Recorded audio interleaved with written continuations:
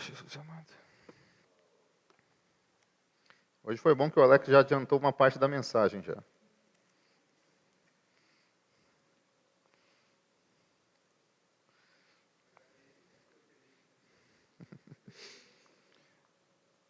Na verdade, toda reunião, ela não começa na mensagem, né? Ela começa na sua casa, quando você está desfrutando do Senhor.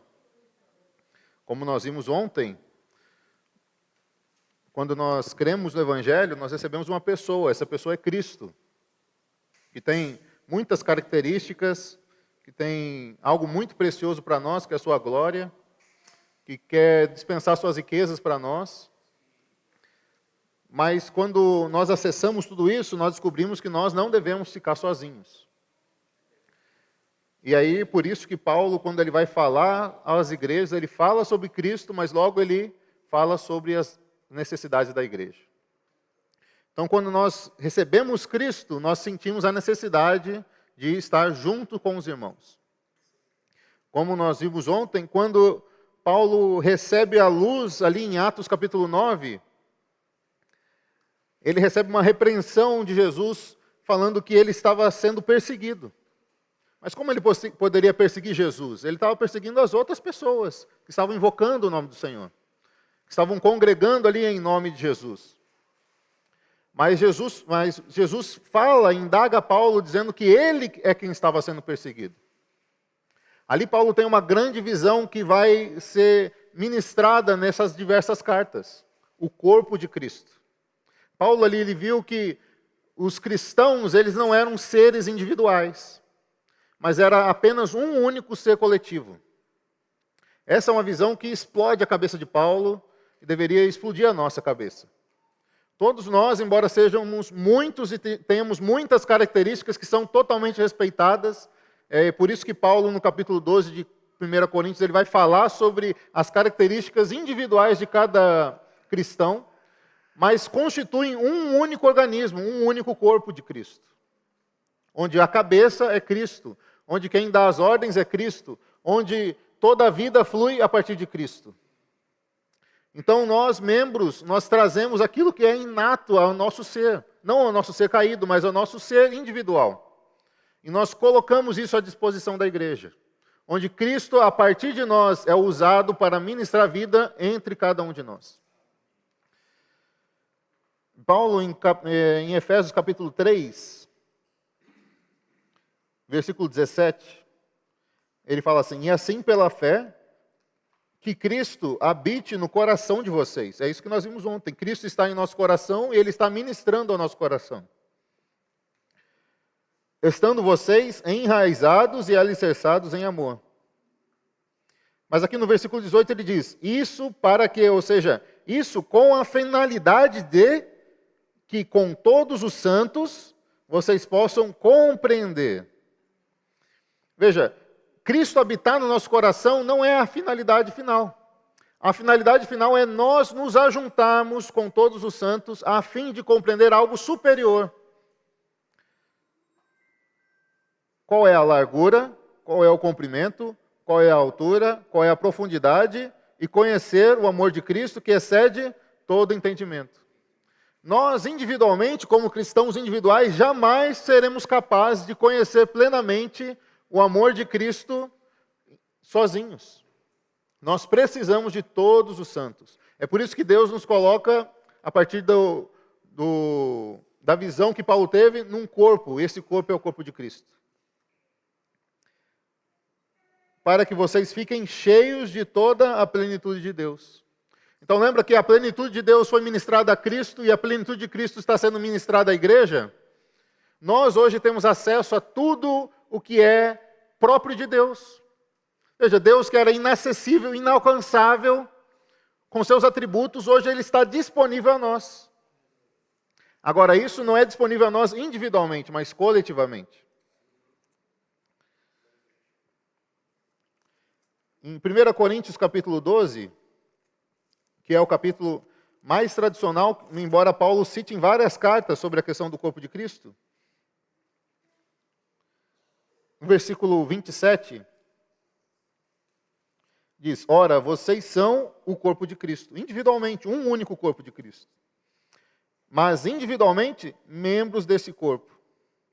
E aqui ele vai começar a falar sobre como é essa divisão. Ele fala de apóstolos, de profetas, de mestres, de operadores de milagres, daqueles que têm dons de cura, daqueles que ajudam, daqueles que administram, daqueles que falam em variedade de línguas. Todas essas características fazem parte de um único corpo, mas são características individuais. Mostrando que o corpo de Cristo ele tem uma ordem muito bem estabelecida. Quando nós fugimos dessa ordem, nós podemos encontrar grandes problemas. Então, quando nós vamos pensar sobre a instituição igreja, o que nós pensamos? Tem pessoas que pensam num prédio. Né? Nós fomos acostumados a pensar que a igreja é um prédio, é um local. Mas, na verdade, não é um local, nós sabemos disso. A igreja é o ajuntamento. Aliás, a igreja, no aspecto místico, é o corpo de Cristo. E talvez nós queremos praticar a igreja de forma correta. Então, para onde nós vamos olhar? Para Atos, capítulo 1 e 2. Como a igreja começou, não é isso? Então, quando nós rompemos essa primeira tradição de que a igreja é um local, nós buscamos, então, praticar a igreja de forma correta. Onde nós encontramos a igreja de forma correta? Em Atos, capítulo 1 e 2. Ali, existiam 120 pessoas, os remanescentes. Eles estiveram com o Senhor Jesus durante 40 dias, onde o Senhor ele aparecia, estava com eles, depois não estava mais. Mas depois de 40 dias, o Senhor ascendeu aos céus. E eles ficaram sozinhos, os 120. Ali começou a igreja. Como eles poderiam fazer a igreja funcionar? Eles não sabiam o que fazer.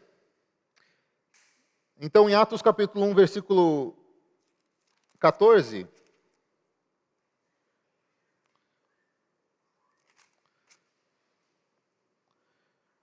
diz assim, todos estes perseveravam unânimes em oração com as mulheres, com Maria, mãe de Jesus, e com os irmãos dele.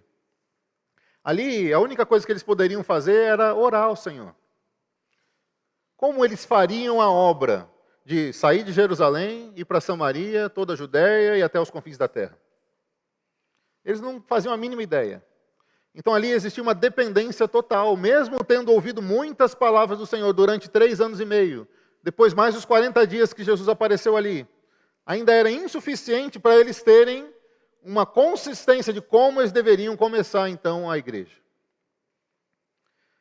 Então, a primeira questão de uma igreja saudável é que nós devemos ter a dependência do Senhor. Quando nós sabemos o que fazer, nós começamos de forma errada, porque nós instituímos uma religião. Mas quando nós não sabemos o que fazer, a única solução é a oração. Então, todo o princípio espiritual de Deus começa com a oração. Se não há oração, não há dependência de Cristo. E se não há dependência de Cristo, o cabeça não pode ministrar o seu corpo. Depois que eles ficaram ali durante 10 dias orando. Poxa, será que nós já ficamos 10 dias orando sem cessar? Muito difícil.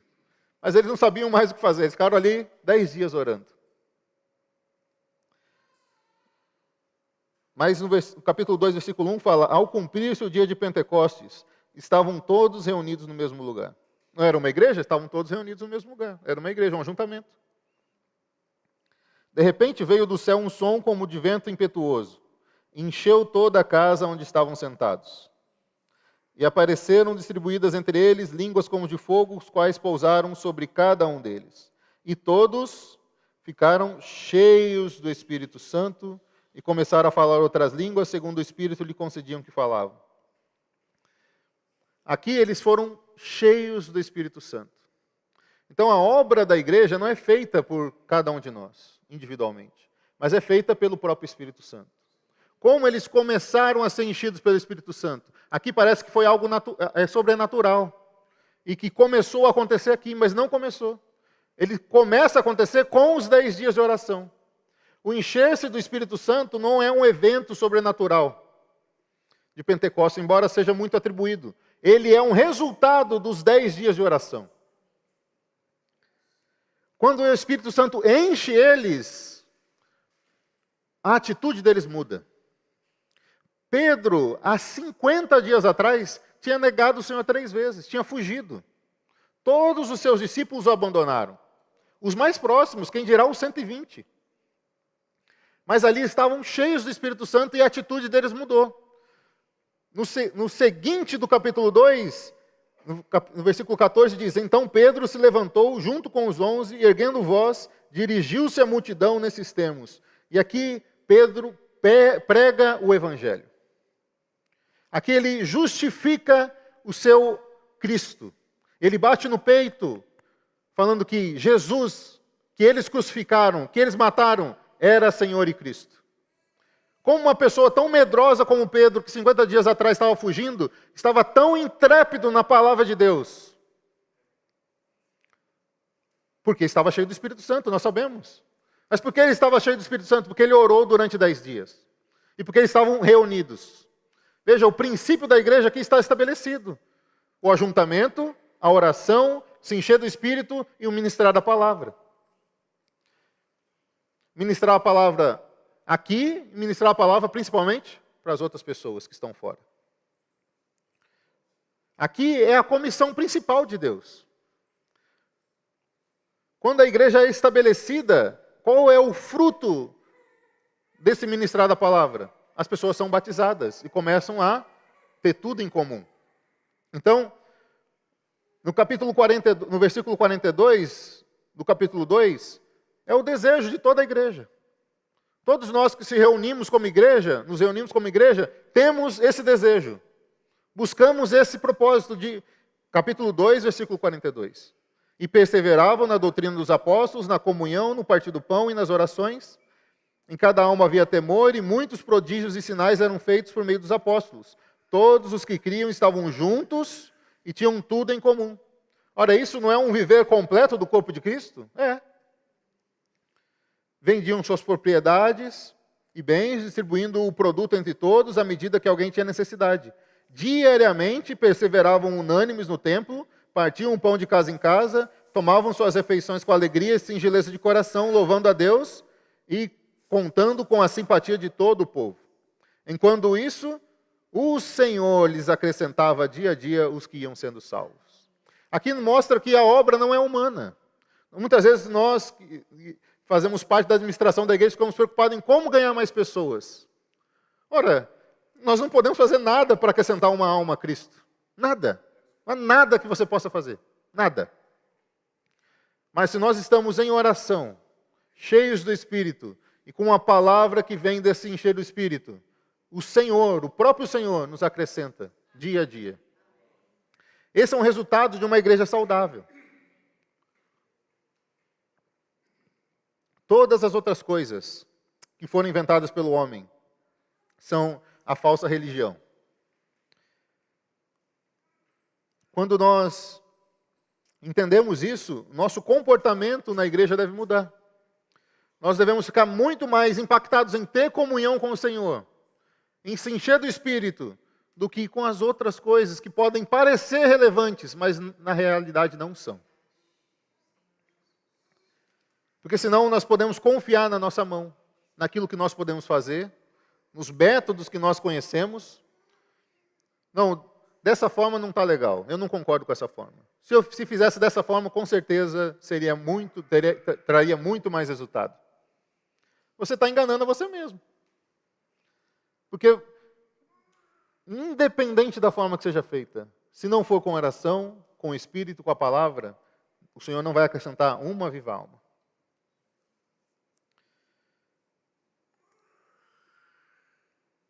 Um aspecto muito importante, então, é nós nos enchermos do Espírito. Em Efésios capítulo 5,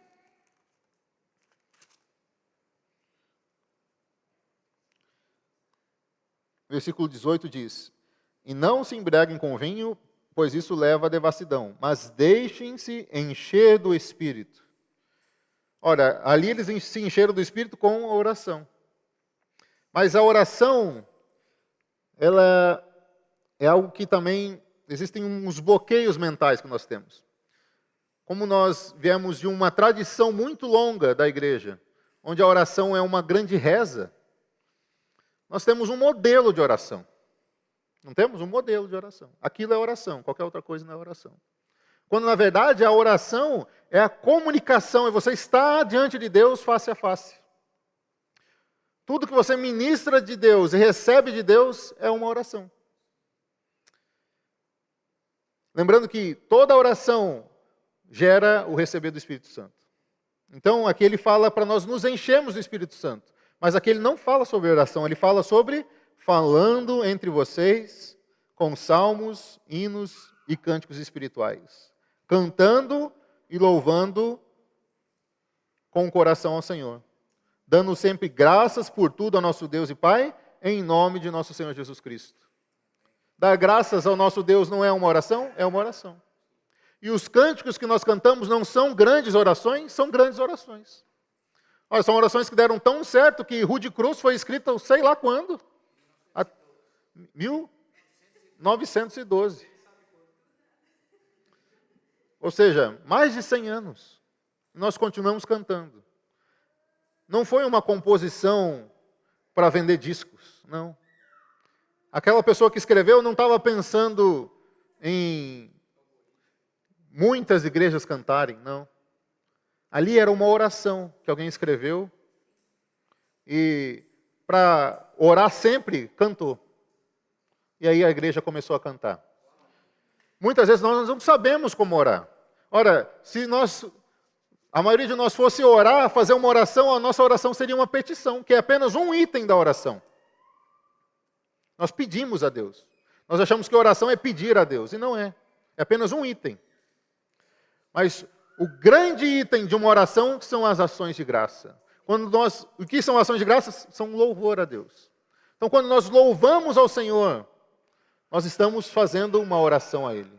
Nós estamos nos enchendo do Espírito. Quando nós louvamos individualmente, ela tem um impacto, mas quando nós louvamos na igreja, não tem um impacto muito superior? Ora, que expressão maior há do se encher do Espírito do que o louvor na igreja. Isso é tão importante que Paulo registrou em 2 lugares diferentes. Em Colossenses capítulo 3, versículo 16, fala basicamente a mesma coisa. Que a palavra de Cristo habite ricamente em vocês. Instruam e aconselhem-se mutuamente com toda a sabedoria, louvando a Deus com os salmos, hinos e cânticos espirituais, com gratidão no coração, e tudo que fizerem, seja em palavra, seja em ação, façam em nome do Senhor Jesus, dando por Ele graças a Deus Pai. Então, como nós nos enchemos do Espírito? Orando.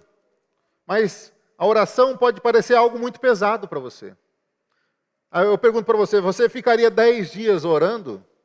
Do jeito tradicional que você imagina ser uma oração? Dificilmente. Mas você ficaria 10 dias louvando? Talvez sim. Não é? O louvor, ele nos ajuda a nos aproximar de Deus. O louvor, ele nos ajuda a orar a Deus. Se nós pegarmos os nossos hinos e orarmos esses hinos ao Senhor, será uma oração muito excelente, porque nós não sabemos como orar. Essa é a maravilha do corpo. Quando nós louvamos junto com os irmãos, nós estamos fazendo uma grande oração coletiva. Esse aroma sobe até Deus e Deus se agrada desse aroma. É por isso que os louvores eles são tão importantes. É por isso que quando nós chegamos nas reuniões, a primeira coisa que há são as orações e o louvor. Não é coisa aleatória. Nós precisamos nos encher do Espírito antes da palavra ser ministrada. Isso é uma ordem que o próprio Senhor estabeleceu para a sua igreja. Se nós chegássemos aqui, todos sentássemos, e aí já fosse direto para a palavra, garanto para vocês, haveria pouco Espírito. Pouco Espírito. Então nós temos que dar importância para esse momento de louvor. Para esse momento de nos encher do Espírito, individualmente, mas principalmente coletivamente.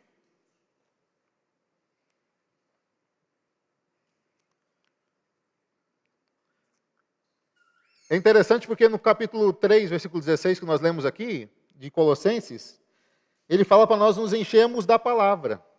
E é outro aspecto muito importante dos cânticos. Os cânticos, ele contém o louvor a Deus, o louvor ao Filho, o louvor à obra do Filho, mas ele contém também a doutrina. Nós aprendemos sobre o Evangelho por meio daquilo que nós cantamos. Então nós nos enchemos do Espírito, mas nós também nos enchemos da própria palavra de Deus.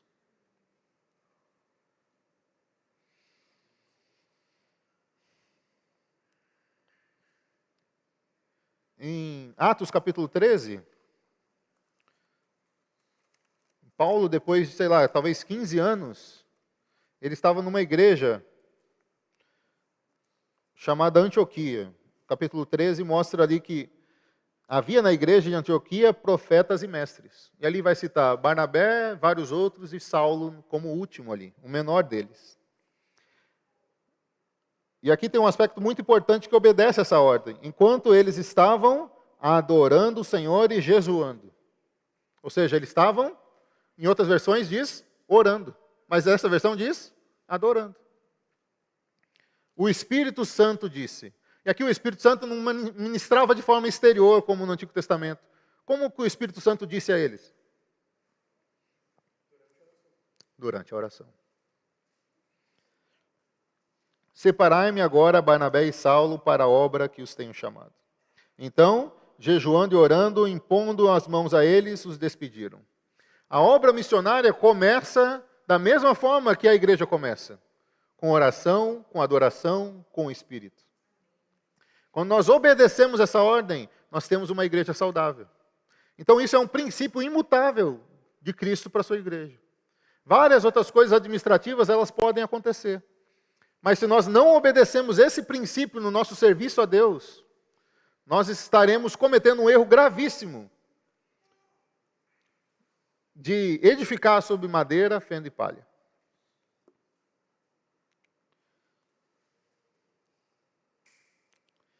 A igreja primitiva, ela começou a ter um problema muito bom, que é a igreja cresceu demais. Em Atos capítulo 6, mostra um problema que os próprios discípulos estavam tendo. Versículo 2. Não, a partir do versículo 1, capítulo 6, versículo 1. Naqueles dias, aumentando o número dos discípulos, houve murmuração dos helenistas contra os hebreus, porque as viúvas deles estavam sendo esquecidas na distribuição diária. Então, os 12 convocaram a comunidade dos discípulos e disseram: não é correto que nós abandonemos a palavra de Deus para servir às mesas. Esse é um princípio muito importante, porque nós, que estamos numa igreja em crescimento, podemos cair nesse erro. De que as pessoas que estão encarregadas da palavra acabem tendo que se sobrecarregar para servir às mesas. Isso, administrativamente, mostra que existem pessoas encarregadas da igreja para ministrar a sua palavra. E tem pessoas que são encarregadas da igreja para servir. Quando uma pessoa que está encarregada de servir tenta ministrar a palavra, não há maturidade suficiente. E quando uma pessoa que é responsável por ministrar a palavra tem que servir muito, há déficit na palavra. Isso foi algo que os próprios discípulos, pela sabedoria, detectaram. Ali a igreja poderia sair dos trilhos. Então eles convocaram todos os irmãos e ministraram ali algo muito importante para a igreja. Por isso, irmãos, escolho entre vocês 7 homens de boa reputação, cheios do Espírito e de sabedoria, para que se encarreguem desse serviço. Quanto a nós, nos consagraremos à oração e ao ministério da palavra. Esse erro é o que muitas igrejas cometem, de que os presbíteros, os bispos, eles são encarregados do serviço dos diáconos. É claro, como uma igreja está em crescimento, é impossível você ficar cada um no seu canto. Você se desdobra e faz muitas coisas, mas o ideal é que todo membro do corpo trabalhe. É anormal um membro do corpo não servir. O membro do corpo ele deve se encher do Espírito e logo avançar para o próximo nível de ser um diácono. Para que os presbíteros, os bispos, aqueles que são encarregados da palavra, fiquem mais livres para ministrar a palavra. Para que eles se encham mais do Espírito e possam ministrar uma palavra mais espiritual. E aí a igreja pode ser uma igreja mais bem suprida e uma igreja que cresce e é acrescido a quantidade de pessoas por conta do Senhor Jesus. Em 1 Coríntios capítulo 14,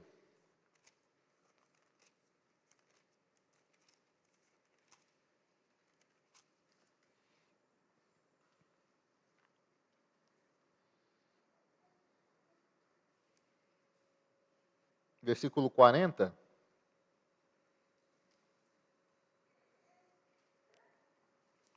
quando ele vai finalizar sobre como as igrejas devem se comportar, como deve haver a ordem da igreja. Aqui ele fala sobre profetizar, que um deve profetizar após o outro e tudo mais. Mas no final ele finaliza: tudo, porém, seja feito com decência e ordem. A igreja, ela não deve ser engessada, não deve ser religiosa de forma negativa, mas deve ter uma ordem estabelecida por Deus. Então, em Tito, quanto em 1 Timóteo capítulo 3,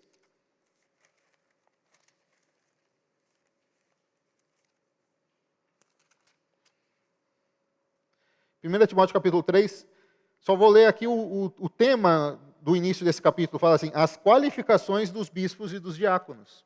Aqui mostra qual é o tipo de pessoa que deve ser um bispo e um diácono. Aqui ele mostra as atribuições. Então, você não precisa ser uma pessoa qualificada tecnicamente, não. Aqui ele mostra atributos do seu ser individual.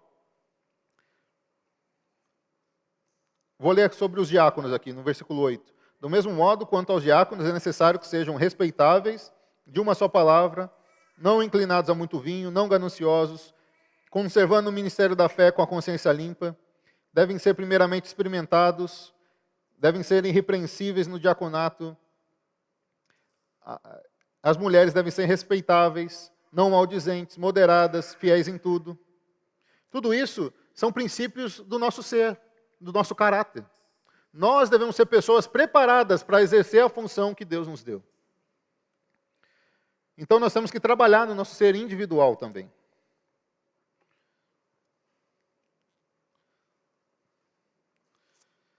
Por fim, qual é o objetivo de nós estarmos nesse ajuntamento?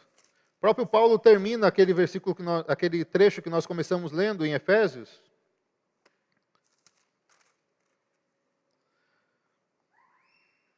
No versículo 20, capítulo 3, versículo 20, fala: ora, aquele que é poderoso para fazer infinitamente mais de tudo o que pedimos ou pensamos, conforme o seu poder que opera em nós. Aqui ele não estava falando de nós individualmente, da nossa vida, de nos fazer mais ricos, de nos fazer mais prósperos. Não, não é isso que ele está falando. Ele está falando da igreja. Então o assunto é outro. A ele seja a glória na igreja e em Cristo Jesus, por todas as gerações e para todos sempre. Amém. Quando nós entendemos os princípios espirituais que regem a igreja, o Senhor, Ele faz infinitamente mais do que nós pedimos ou pensamos. O que nós pedimos ou pensamos para a igreja. Então, Paulo confiava de que quando nós seguíssemos essa ordem estabelecida por Deus, do corpo de Cristo, de cada membro funcionando, a igreja seria edificada. Então, o que eu desejo para os irmãos, agora que nós estamos nos despedindo, depois de 6 anos servindo essa igreja, é que vocês sigam esse princípio de oração, de espírito e de palavra. Se vocês seguirem esse princípio, a igreja vai ser edificada. Mais pessoas vão sendo acrescentadas.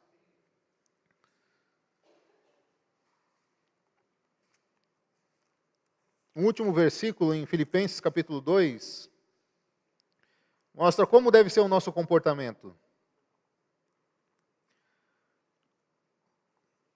Capítulo 2, versículo 1. Portanto, se existe alguma exortação em Cristo, alguma consolação de amor, alguma comunhão do Espírito, se há profundo afeto e sentimento de compaixão, então completem a minha alegria, tendo o mesmo modo de pensar, o mesmo amor e sendo unidos de alma e mente. Veja, isso é impossível se não há muito Espírito. Não façam nada por interesse pessoal ou por vaidade. Se não há Espírito, se não há oração, se não há se encher do Espírito, nós vamos ter o nosso próprio modo de fazer. E a igreja não prospera. Mas por humildade, cada um considerando os outros superiores a si mesmo, não tendo nada em vista, não tendo em vista somente seus próprios interesses, mas também os dos outros. E aqui um versículo final: tende entre vocês o mesmo modo de pensar de Cristo Jesus. O nosso alvo tem que sempre estar em Cristo. Como Cristo agiu? Olha, Cristo agiu se esvaziando, sendo servo, sendo o menor dos seres humanos, se humilhou, foi obediente, morreu na cruz, e aí Deus pôde o exaltar, fazer o nome que está acima de todo nome, onde todo joelho vai se dobrar na terra, debaixo da terra, e toda língua vai confessar que Jesus Cristo é o Senhor. Esse é o princípio que nós devemos obedecer. Sermos mais humilhados para que Cristo seja mais exaltado. Quanto mais a igreja se humilha diante de Deus, mais Cristo é exaltado, mais Cristo é manifestado, mais Cristo é exaltado. E aí a igreja pode prosperar. Amém? Essas eram as palavras que eu tinha para os irmãos. Amém.